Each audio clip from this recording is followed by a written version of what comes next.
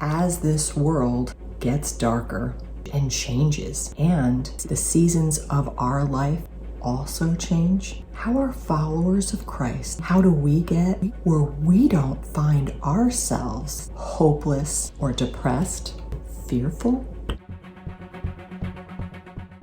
Think about this. If the Lord didn't want us around anymore, we wouldn't even be here. We have to leave that timing to Him. But in the meantime, we need to be faithful to Him and take Him at His word, living out what we read in the scriptures. In 2 Timothy, he was encouraging Timothy to remain faithful to the things that he's been taught. It says, you know they are true, for you know that you could trust those who taught you. You have been taught the Holy Scriptures from childhood, and they have given you the wisdom to receive salvation that comes by trusting in Jesus Christ. And he goes on to tell about that all Scripture is inspired by God and is useful to teach what is true and to make us realize what is wrong in our lives, and it corrects us when we're wrong and teaches us to do what is right. God uses it to prepare and equip His people to do every good work. You know, it's important for us too, in the midst of whatever season we are in our life, to stay true to what we've been taught and to the scriptures. That's where we're going to find our answers, because we're here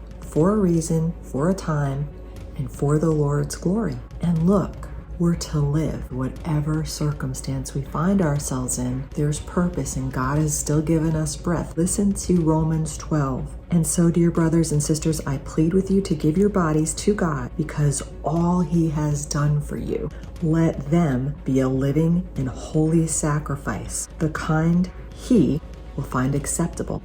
This is truly the way to worship Him. Don't copy the behavior and customs of this world. We could easily do that, especially the more time everyone spends watching the news, TikTok or Facebook or Instagram. Oh, you spend more time in that. Before you know it, you're taking their advice. You're copying their behaviors. And while we're alive here, we're not supposed to. When we choose not to, we choose to go the Lord's way, that's part of worship. But let God transform you into a new person by changing the way you think. Then you will learn to know God's perfect will for you, which is good and pleasing and perfect. And then He'll go on to say, rejoice in our confident hope, be patient in trouble, and keep on praying. When God's people are in need, be ready to help them. Always be eager to practice hospitality. I mean, you could just keep going through the scriptures, and it tells us how to live. We don't need to just look at ourselves, look at our own circumstances, and just give up and think there's nothing more for us to do. Turn to God. Maybe He's telling you today you need to be hospitable. Maybe there's someone that you know that needs for you to invite them over for a meal.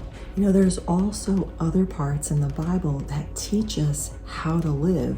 Even if you're in a country where your freedoms have been taken away, or you find yourself in a circumstance, in a situation, even at a workplace that is not very godly and very difficult to live in, I encourage you to go read the book of Daniel. Daniel and Shadrach, Meshach, and Abednego, they were all taken from their homeland into captivity, not by choice, and they found themselves in Babylon. And we can learn a lot about how to live in a difficult culture with ungodliness and paganism all around, and learn from them how they were still faithful to the Lord regardless of their circumstances. That's why it's so important for us to not give up, to not think we're just useless standing here with no purpose at all in our life. If we don't go to the Lord for help or for answers or encouragement or strength, we'll turn to the world or other things for answers. We really are having trouble in this world, and these times are very difficult times. Whatever situation we find ourselves in, followers of Christ, we need to stay close to the Lord.